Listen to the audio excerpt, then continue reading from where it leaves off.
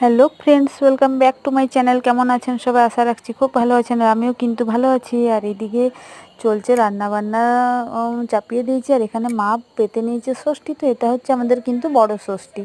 তো এটার মধ্যে আমরা কিন্তু অষ্টমীও পালন করি। আর এই যে এখানে রান্নাতে হয়েছে আজকে মূলো শাক ভাজা, বেগুন ভাজা, পুনকা শাক আলু দিয়ে পোস্ত, আর টমেটোর চাটনি, আর এই যে পেঁপে আলু দিয়ে মাছের ঝোল। তো এখানে কাটাপোনা মাছের ঝোল করেছি। আর এই যে দু জায়গায় মাছ তুলে রেখেছি। তো একটা প্লেটের মাছ কিন্তু আমরা ভোরবেলাতে মানে দই চিড়ে, তারপরে মুড়ি মাছ ভাত রাখা হয়। তো এই সকল কিন্তু আমাদের খাওয়া দাওয়া হয়, মানে এই ষষ্ঠীতে কিন্তু এটাই নিয়ম। আজকে ষষ্ঠী পাতা হয়েছে, কালকে পুজো হবে।